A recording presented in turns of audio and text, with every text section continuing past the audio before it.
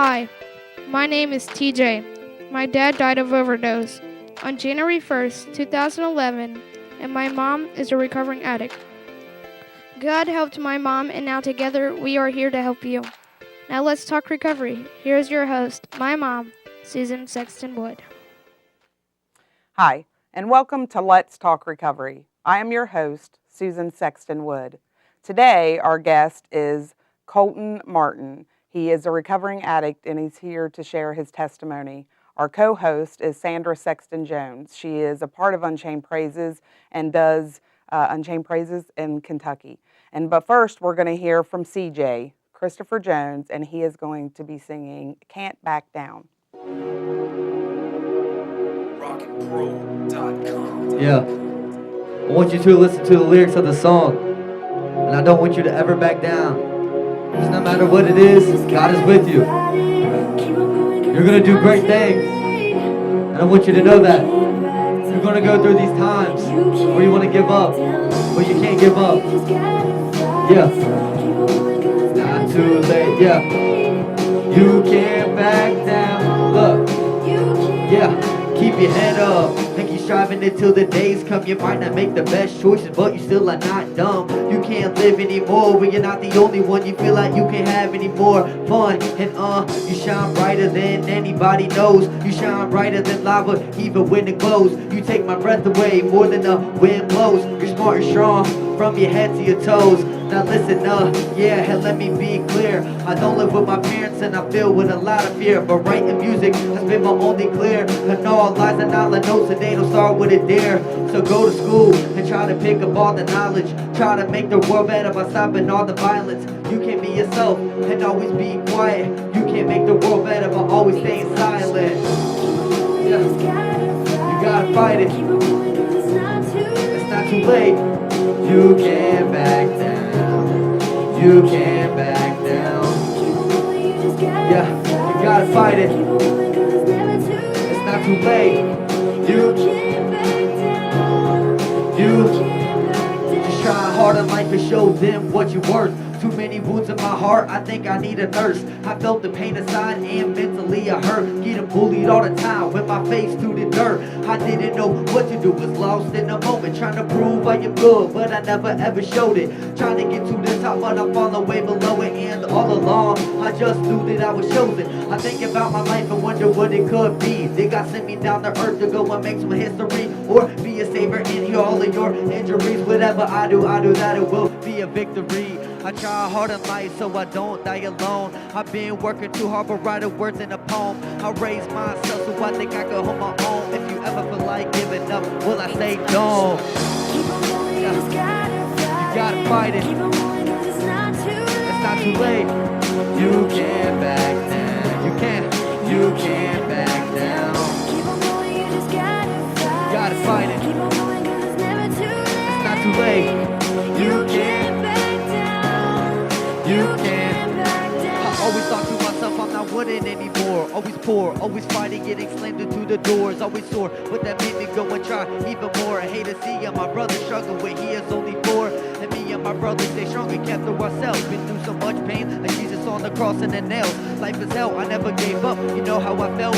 Probably not, I felt like a prisoner trapped up in a cell. And I never did wrong, but I always got blamed. It made me break down inside and start to go insane. I was ashamed of the games the devil was making me play. That was big God, ready to hurt anything in my way. Just take a deep breath and try to slow down. You think that this is it, but this is just a countdown.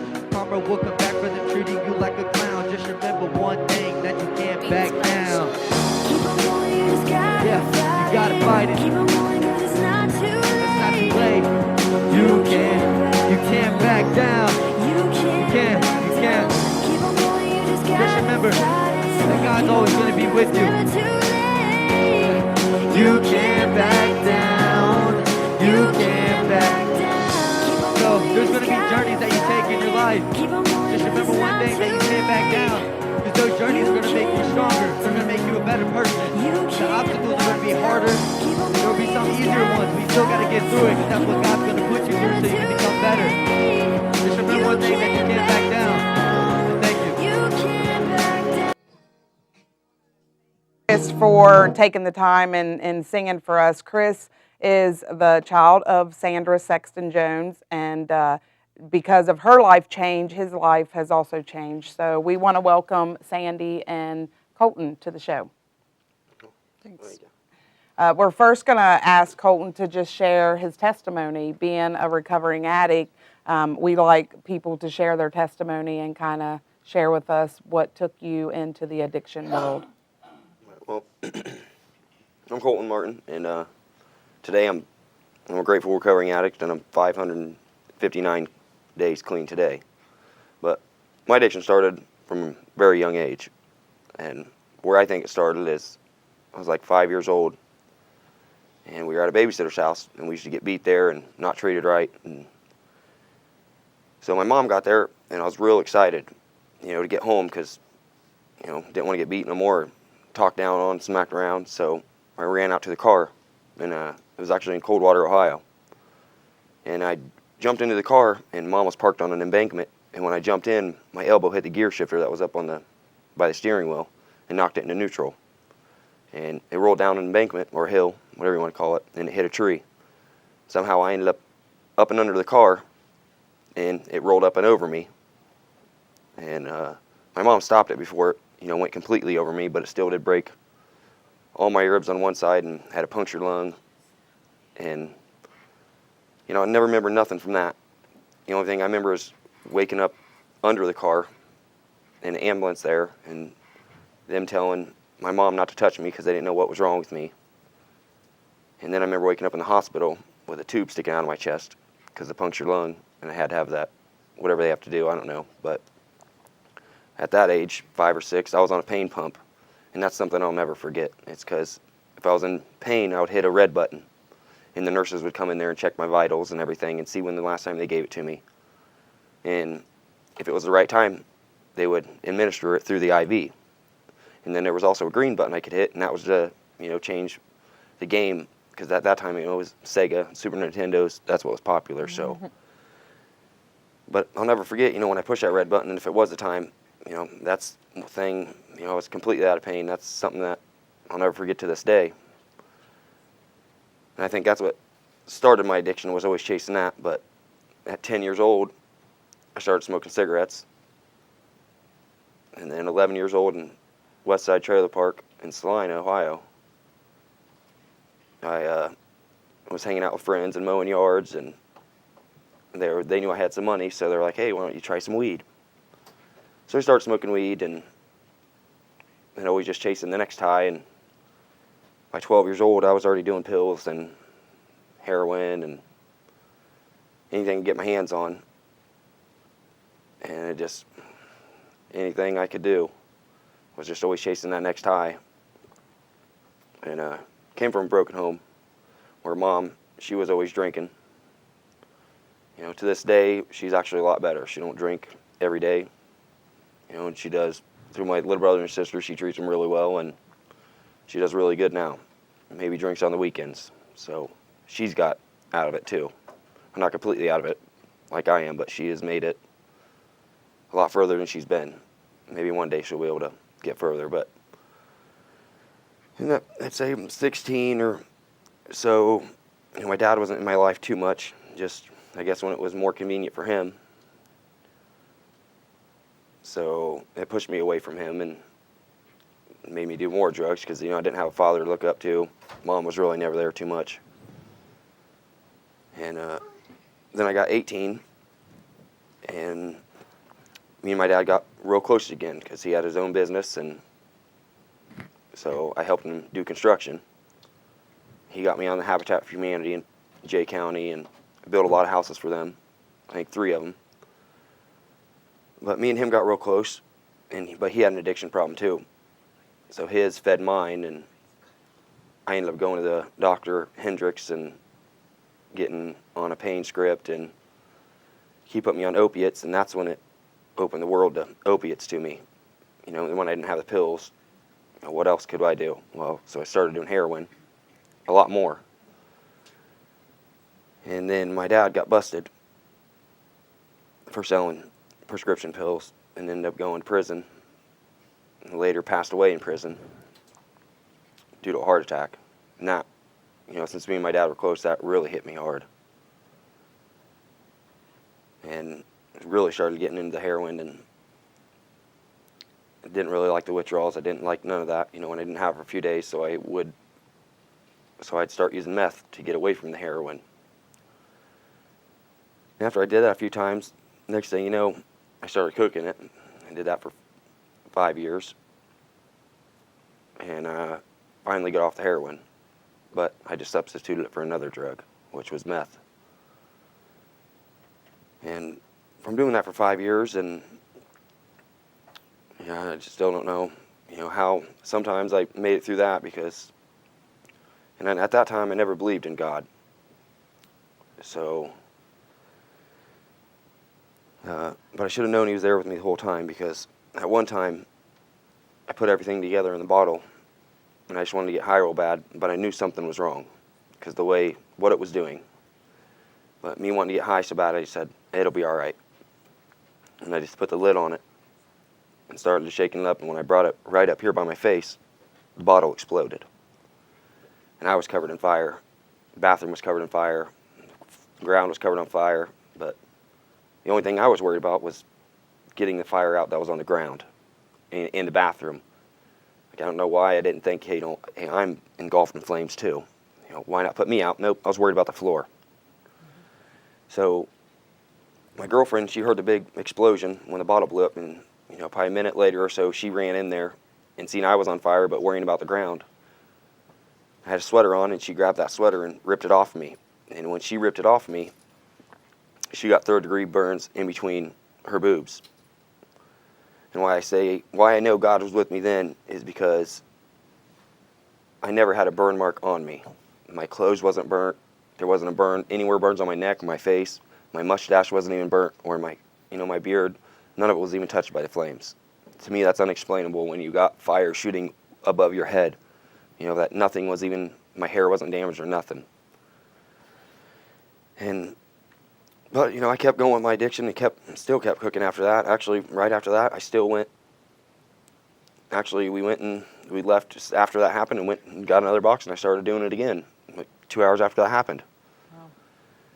So then addiction got to be real bad with that. I was doing 2.5 or 3 grams of that meth every day, on top of cooking, multiple trips, back and forth to the place I did it. And I used to walk with a backpack full of everything. And God had to be with me then too, because why didn't the cops stop me? You're always seeing a guy carrying a backpack, and he's walking to a trailer park that's known for that. But they never stopped me, so He was with me then too. Then when my addiction then got real bad, I started. I made a prayer. That was the first time I ever prayed, because I didn't believe in God, but I figured I had to give something else a shot. So I prayed, if you're real, show me you're real. And not even a week later, He did show me. Yeah, He showed me vivid images of, I seen a sheet of copper, which I thought was weird, and I seen all these different shapes. I was like, well, what's all these shapes? And then I actually seen, the holes in the center of them, the shapes, and I seen the right little things that I used to, because I make copper roses now for recovering addicts. I started that ministry, but I seen everything, and I even seen the little grommets that I used to screw it together. I even seen that Menards sells those, and then even when I seen the images, I seen that it was sold right with all the screws and everything, and it was a specialty screw. So, and after that, I'd say He still did show me, at that time I still didn't quit doing it. At that time I didn't even realize it was God. But then, I'd say a month later, I woke up one morning and said enough was enough. And I quit doing the drugs. That was the last time I touched it, and that was on October 6th. And I still did go through the withdrawals, but not as bad as I've been through with other times. So I know, God was with me then too, because the withdrawals just weren't as intense. But I did bring the rose with me, and it's right here. But now I get a lot of Brianna's Hopes and a bunch of other things, and I do these roses that are out of sheet copper. I cut everything out and get it ready for the addicts, and then I go to like Brianna's Hope, and the addicts, anybody in there that's an addict, they'll sign one of these petals. They'll sign their name and fold up a petal. But the support people are also in it, because I feel like in addiction, your support people is the ones that stand out the most. For me, they are. And so the support people fold up the legs on this, because I feel like without the support people, us addicts don't have a leg to stand on. And then the support people also fold the outside 6 petals, because they bring all of us addicts together, and we have something as beautiful as sobriety. And then the addicts will each sign their name, and they each fold a petal. And it takes 20 addicts and 11 support people. And then when this is done, it stays at whatever chapter or anywhere I'm going to do it. So whether it's Brianna's Hope or anywhere I do it, any kind of recovery group or anything. And I'm willing to go wherever, because I do travel a lot to do it. But all that money and stuff, it does, it comes out of my pocket. But to me, it helps me in my recovery, because I always call it a petal of hope when they fold it up, because every time one of the addicts does it, or even the support people, the joy that it brings them, that's why I call it a petal of hope. It's like, hope you're going to stay clean, hope there's for tomorrow, and or whatever you hope for. And it shows the addicts that they're actually worth something. It makes them feel like they're valuable. And it shows the support people that not all addicts are bad. There is good in all of us. And I think you have to find God before you can get that good to come out. Because, He's brought it out of me in many ways. But this is a big thing. So then I started the ministry, going to Brianna's Hopes. So when you mentioned Brianna's Hope, for people that don't understand what that is, share what Brianna's Hope is. Brianna's Hope is a girl, Brianna DeBatiste. She was around the Jay County area, and she was a heroin addict, and she came up missing.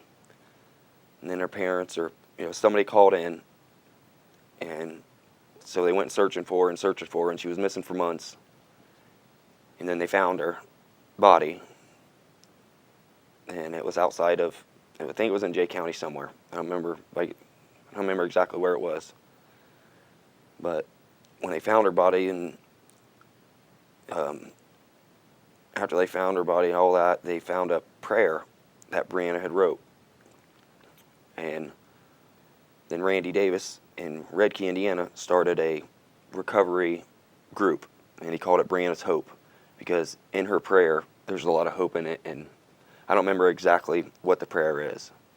I know a lot of it, but so many meetings I've been to, if it's like someone starts it and starts saying it, then I can say it with them, but it's got to be like, I don't know. You got to be starting to say it. It was her hope for, even though she lived in addiction, she fought with her addiction, and she didn't want to do it, but yeah, and it says a lot of stuff like, she doesn't do it to do wrong. She does it because she feels she has no other choice, which that's in addiction. You do it, and you don't feel like you have any other choice. And back at that time, you really didn't have another choice, because there wasn't in this area, or I don't know about this area, but like Jay County and that, there's not a lot of the support groups, and there's not a lot of things. And this started, and now there's, I think, 27 chapters of Brianna's Hope opened up all over Indiana, and there's one of them in Ohio, and they're trying to get more. So it's a really good thing.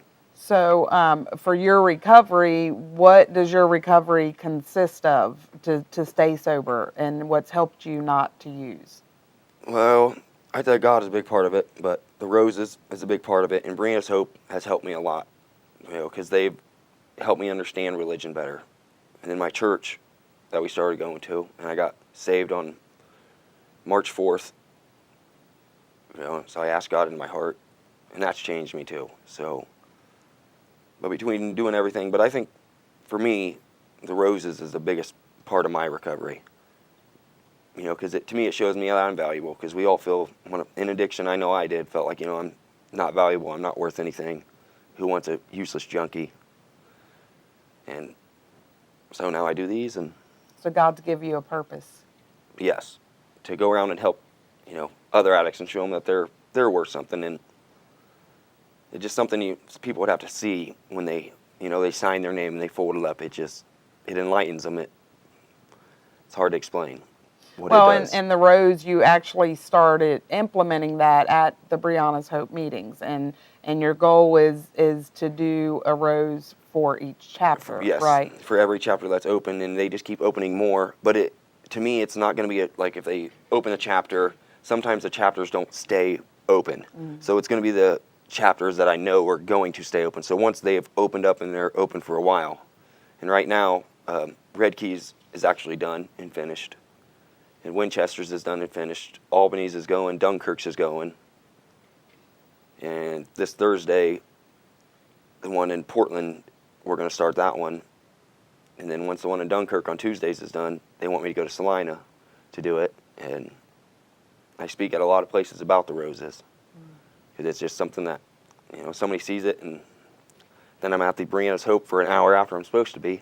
Because, somebody's always wanting to ask about it. But Well, and that's part of ministry work. yes, but I enjoy it. Right, So. and it gives you purpose. You have a purpose now that God's given you a job to do, and it sounds like it fulfills you. Oh, it does. In ways that in addiction we really aren't fulfilled. So Sandy, listening to his testimony and kind of what he's taken his own addiction and turned it into doing something for God and started his own ministry with that. What would you want to say to him? I just think I've been hearing so many people say lately, like, I have to help other people. And I think that's one of the main keys that, for me, that I just didn't get before. Is this your first, real time of getting sober, or have you tried before in the past? No, this is the first time, because, I was addicted for 15 years. I'm only 27 years old. I was addicted almost longer than, over half my life. So... But that is one big thing that helps, is helping others. Because the joy, it don't only bring them joy, but it brings you joy. And it's a joy that fulfills you, just like the drugs do. Because you always chase that high, and you want, the drugs is something you use to numb the pain. Or that's at least what I did. I always numb that pain, and I always felt that empty void. And now I never feel that. So. Right. So I think it's awesome that you've learned to fill that void by helping others. That didn't click with me for a long time. So for you to get that now, I think you're going to be really successful in your journey. And it's amazing what God's doing, because there's sincerity in your heart when you're talking about the Rose. I almost wanted to tear up, because, you can just, I felt it as you were talking, what the Rose represents. And it's so, so true. We have to have that foundation, and we have to have that support of other addicts, because we can't do it by ourselves. Sometimes we think we can, but we cannot. For the longest time, so. But. Well, and I've been a part of a couple of the Roses. I've had the experience of actually the process of it, because you stand there and have somebody put something on one of the pedals, and you actually help us to fold it up. Yes, and it's all done with needle nose pliers. That's the only thing that ever touches besides 10 snips. I use 10 snips and get it all cut out to all the shapes. And why I know it was God too, notice I did leave that part out, is because if I write my name, I can barely read it, and I wrote it, unless I'm really, really trying.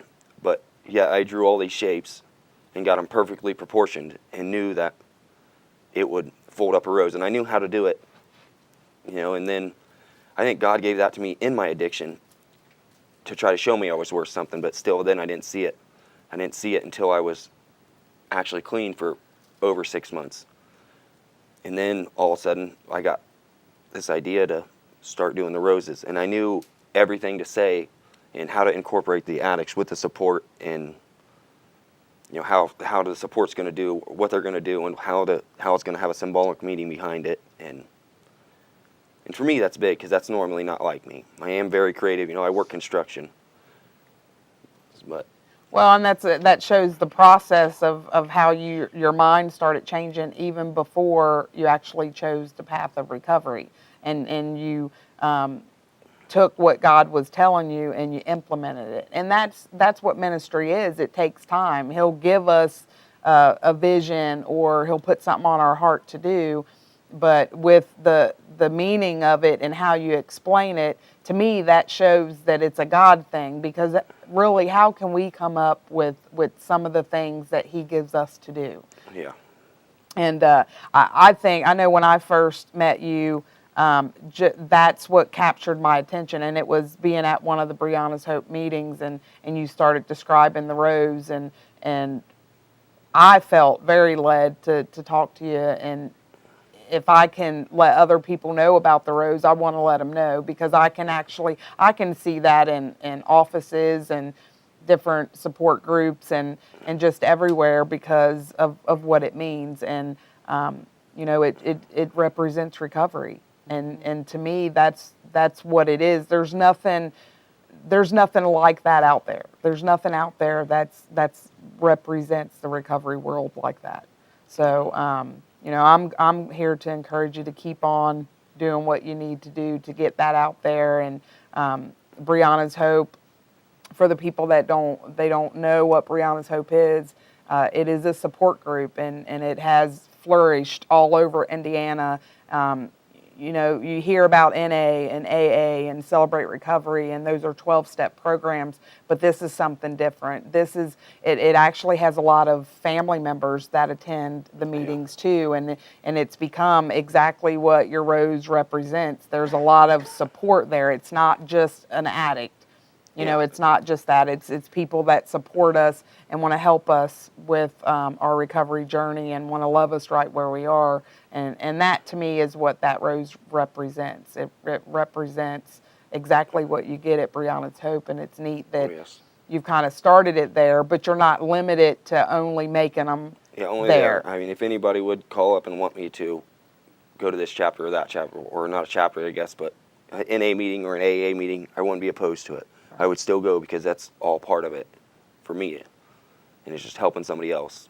And even individuals, if an individual just wanted a rose, yes, you would make I would make it. And if they wanted to, if they were a recovering addict and they wanted to, do it and make it just for them, or make it for a family member, or if it was a support person that wanted to make it for a recovering addict, somebody that got out of it, then that would work too. And I can see that as gifts for people, like on a sobriety date or something. But we want to thank Colton and Sandy for being a part of the show. If you may want some more information on Colton and what he's doing in his ministry of the Rose, just reach out to us and we'll get you connected with him. He will definitely be happy to make a rose for you. And as he explained, the rose represents recovery, and we need the support around us to continue our journey in recovery. We can't do this by ourselves, even though we think that we can. And in some points of our recovery, we ultimately learn that it takes a lot of people around us, and it takes us to stay humble and to reach out for help when we need it.